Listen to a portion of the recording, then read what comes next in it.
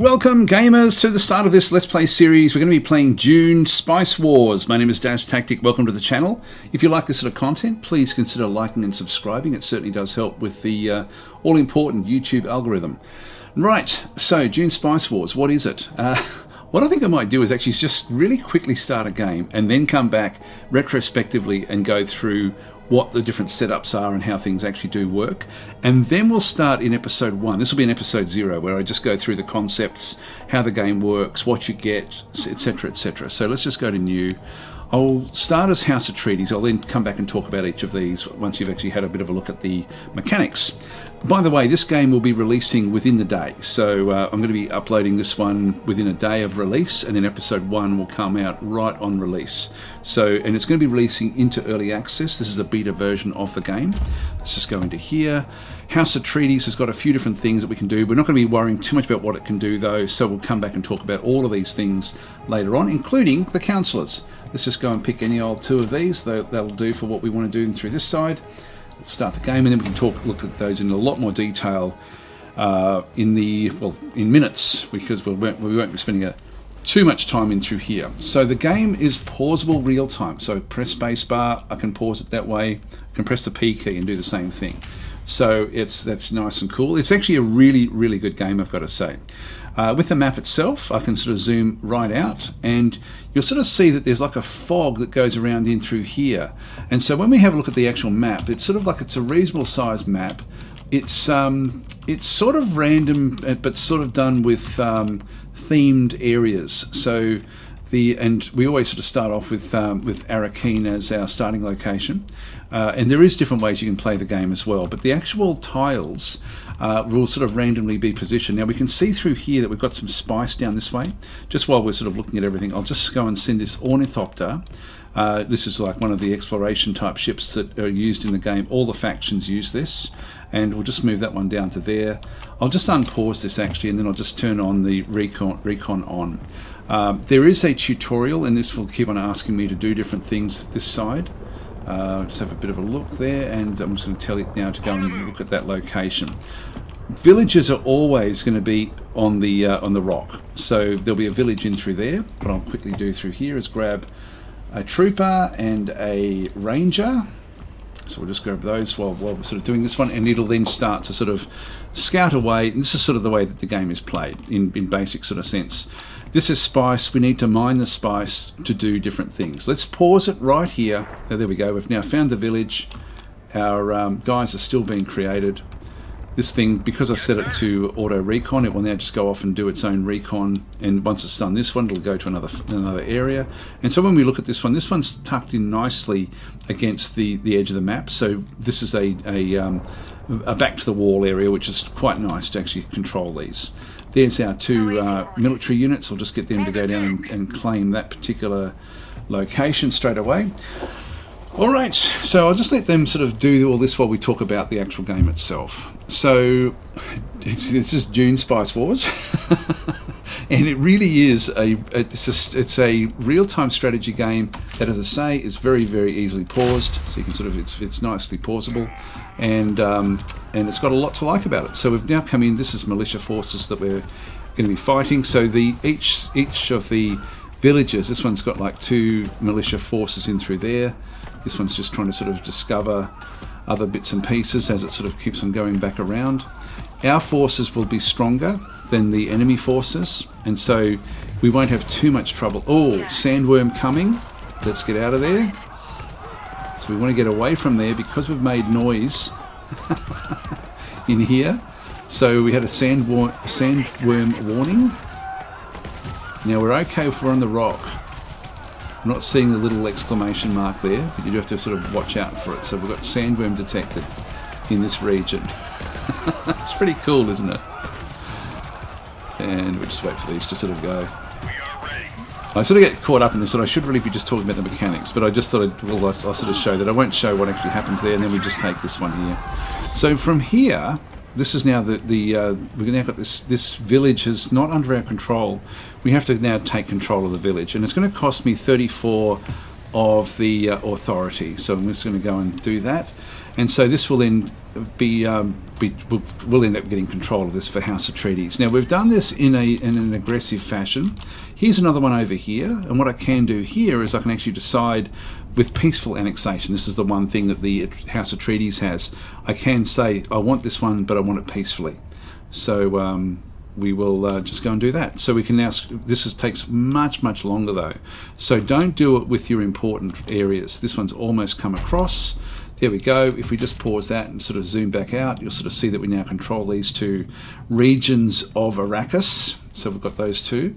We're finding different sorts of anomalies and things in amongst this one. Like we've got an anomaly back over here.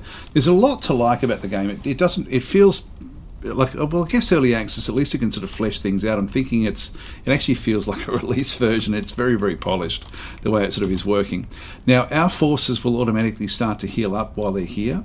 And so let's now just, they've got the game paused. We've sort of got to a position that's sort of fairly early on.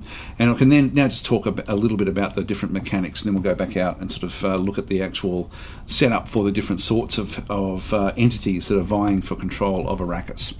So back in the corner through here, we actually have the faction progress in through here, and we have two helpers or two assistants. We've brought in Duncan Idaho and Tufir Hawat, and these have got different bonuses that apply to the actual game that we're playing. Again, I won't get caught up in those just yet. We'll talk about those in more detail when we come back out. If I click on this one, I then get like a hegemony bonuses screen. If I look at this one as well, this will then also cover the hegemony, but it will only sort of give me like a summary as to wherever everyone actually is with their actual hegemonies. And you can see there at the moment, House Atreides at 400 is leading the hegemony. Now we need to get a lot of hegemony, and you'll sort of see that it's sort of got the faction bonuses are these things here, which we sort of see at the start of the game. But then we also at 5,000 hegemony we get other bonuses, and at 10,000 we get another bonus as well.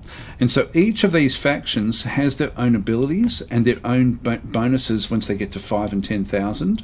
So they've all got them all the way through.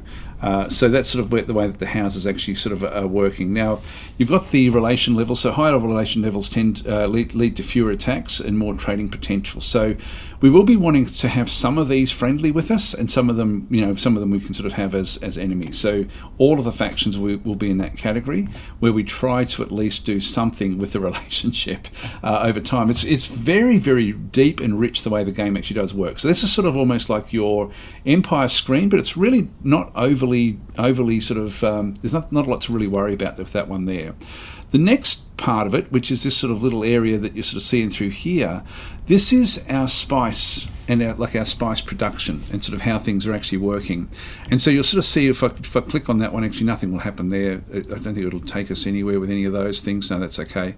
But these are, so we've got no spice at all at the moment.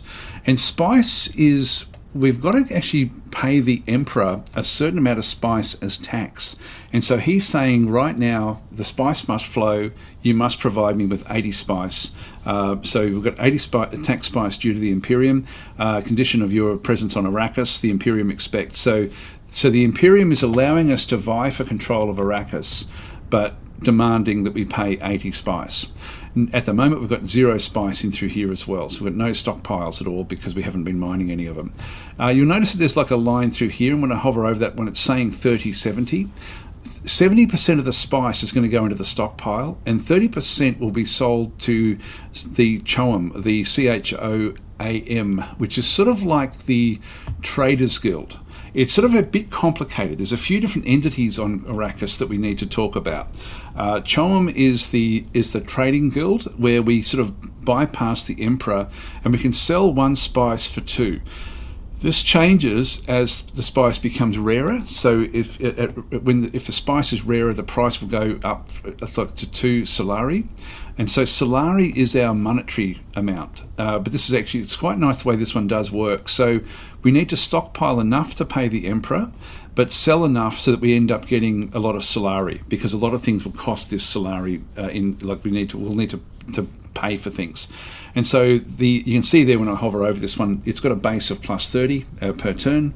The Choam sales, we've got nothing at the moment, so that's sort of how we're going to make a lot of our money, will be through the actual Choam sales. With the Ornithopters costing me 5, and the armies are costing me another 6 each. So we've got like 12 cost just in the actual armies. So we do need a lot of this just to sort of keep things sort of working on the actual planet itself. Over through here we have a thing called plascrete, and this is used to build things. So when if I go into Sandinum in through this side, for example, you'll see that I've got like a building slot in through here. Now if I go and click on this one, I've then got either economy, military or statecraft buildings. And really what we want to be doing on an area that actually does have spice, we definitely want to be building a refinery. And so when I hover over this one, for example, you'll see that the cost of this one is going to be 500 plascrete. So when we're talking about plascrete up through here, this is sort of like one of the things. So of the 626 that we have, 500 will be used of that to sort of build this particular location.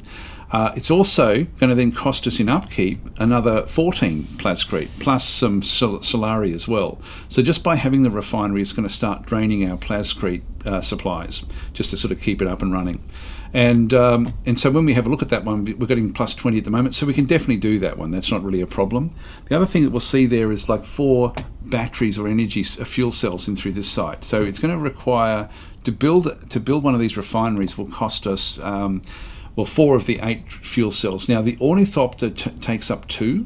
The one Ornithopter that we actually have does actually cost us 2 fuel cells to keep that in the air.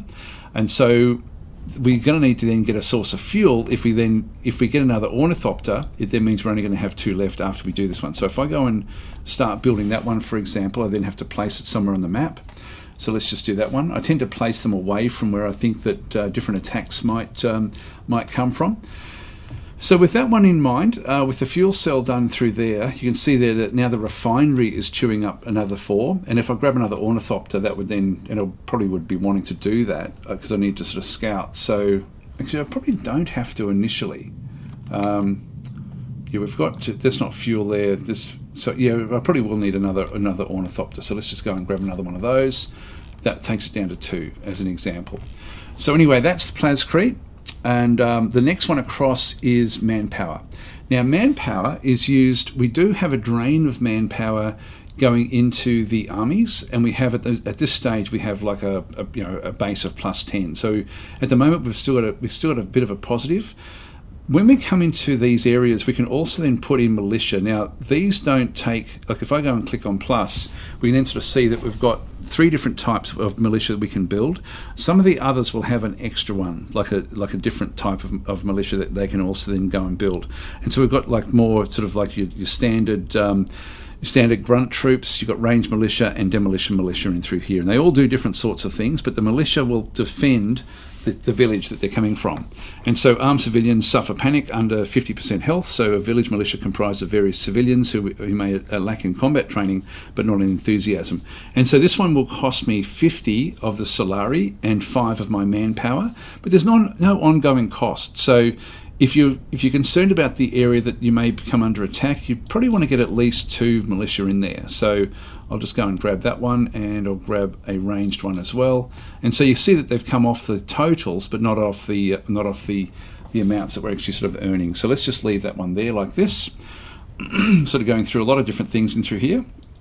This also is in the Mirror Basin. So Sandinum, this little village, is in the Mirror Basin, and it's got a wind strength of 6. And so one of the other buildings we can build in here, and I don't think we can see it now because I've started this one, but you can build, like one of the other things we're going to need at the next resource across is actually water. And so water is really important for expansion.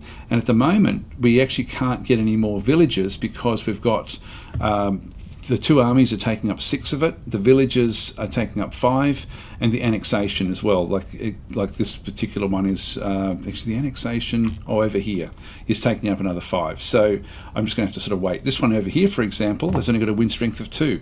So this is not really all that great for using wind traps to grab water. We want high wind areas to build, and 6 is about as high as it goes. I don't think we're going to find much else. That one's a 4. Down through here is another 2. Yep, and that's still just the 2 up through there at the Barden Pass. Anyway, that's sort of I guess the basics of the different sorts of resources up through here. So water is really important. Also, water will allow us to trade with the Fremen. Now, the Fremen live in secret locations called sitches, and the sitch has to be discovered, so they can be quite difficult to discover. If you're playing as the Fremen, back over here, as Liet Kynes, it's a little bit easier to find those. But they're important to try to sort of locate, and the raids will come from those sitches. So eventually we'll get a raid that will then sort of come onto Arakis from there. Next across we have authority, and so what this is like, the authority represents a faction's leadership and reach over the regions of Arakis. It's used to take control of villages, so we'll sort of see that one through there. And so these we need to just keep on building up. We've got a +4 base in through that side, and so as we take over each one of these, we have to spend the authority to even to invade it. We can't even invade anything right now, so that's probably even getting another ornithopter is not really all that critical at this point in time.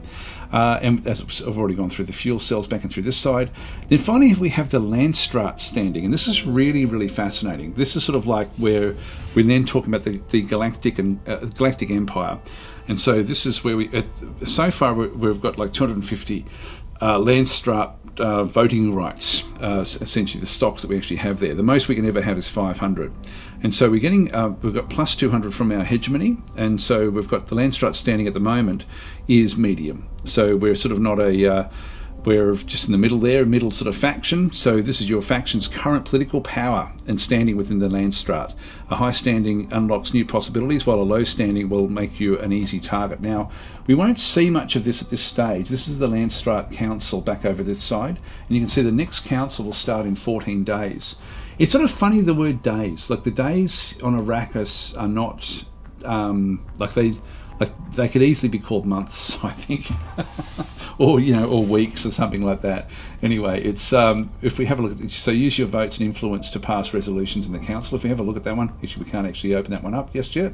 I'll show that one in game, but what it does is it opens up a big screen with different resolutions that the various politicians of the Galactic Empire are sort of wanting to do with Arakis in mind. So you can sort of vie for political favour, where they sort of will favour your faction in different ways. It could be with extra military troops. It could be with less tax. It could be with all sorts of different ways of sort of giving you a bit of a bonus.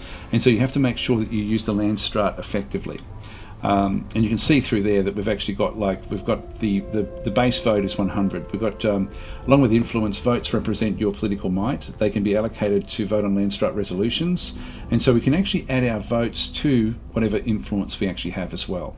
And so the influence is important in through that side through there. So this is sort of like Landstraad standing is sort of like essentially a bit of a score. If we have a look at these, we'll sort of see that the Landstraad standing, the House Harkonnen is lower in the Landstraad standing. The other smugglers and Fremen aren't actually part of the Landstraad. So they still get to use their influence, but they don't have any voting rights. So that's sort of where we are. So playing as House of Treaties, we do have a bit of a bonus or a bit of a special ability at the start to push the Landstraad certain ways. But if we start missing the tax, we lose our standing in the Landstraad very, very quickly.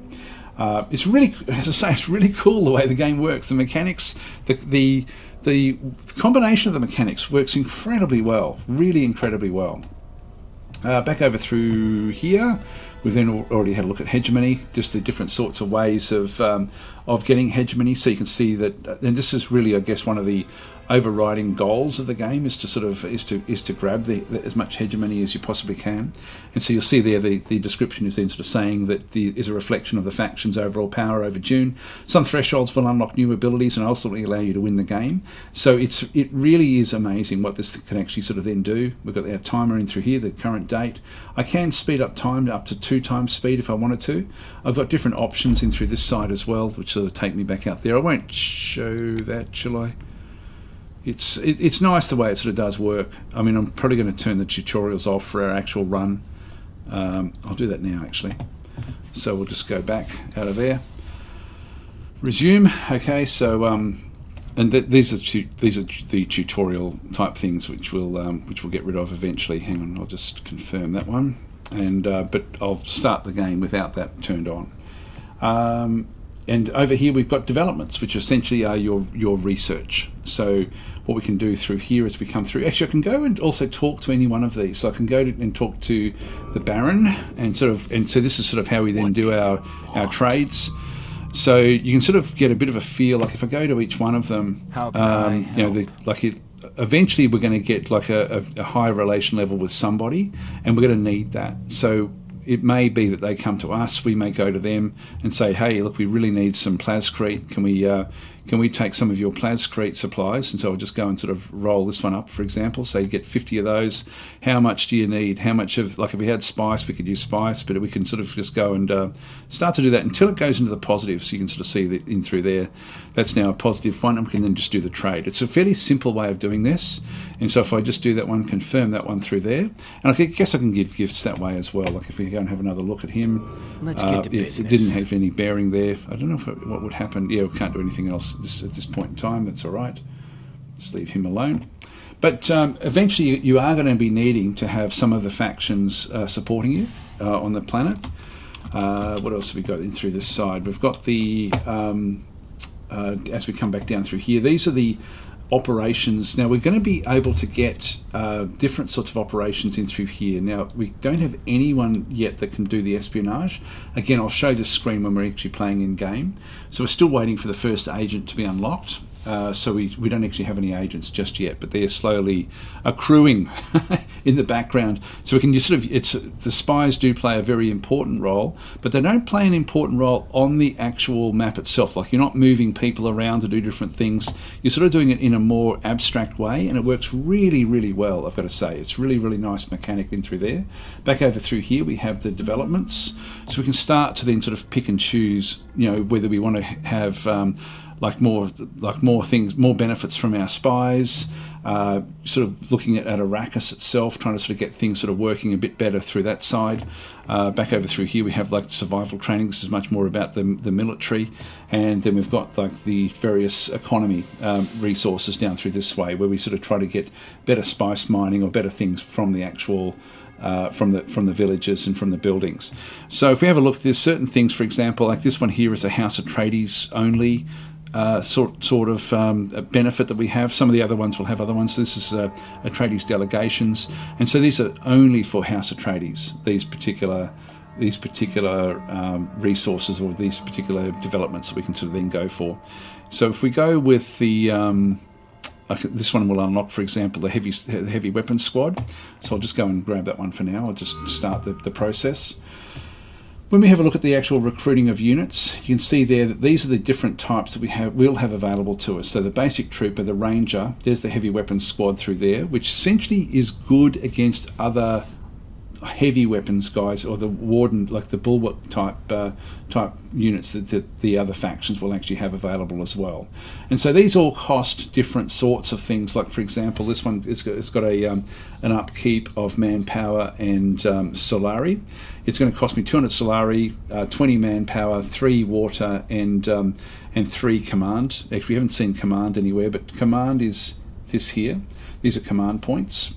So we have a base of 18. The armies, like you saw there, those smaller troopers and things take up 3. As we start to get some of these higher ones, this one will be 4, and then this one 5. So these ones are much, much stronger than our base units.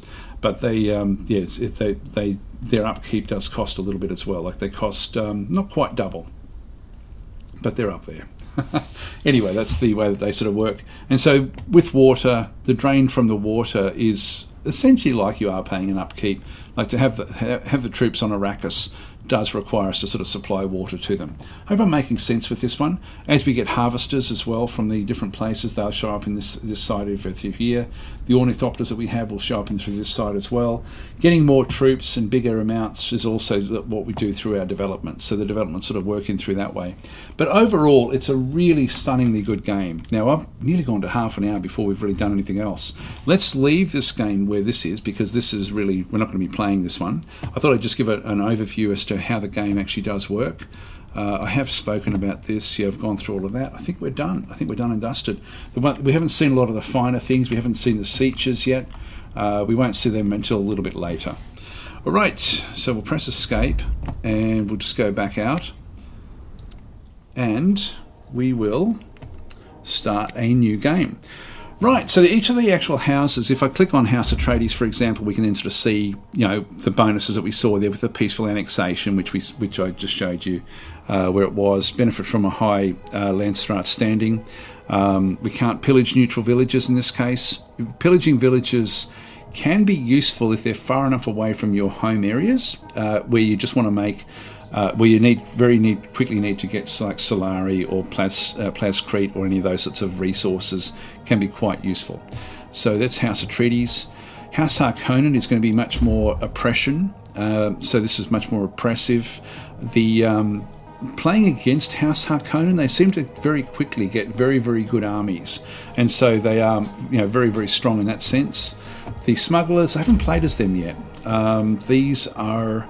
these install underworld headquarters in opponents' villages. They can place bounty on Landstraad resolutions, so improve relations with Arakis black markets. So we're probably going to be able to sell things a little bit more differently, a bit more easily, and limited access to the Landstraad. We don't have we don't have voting rights, but we can still use influence.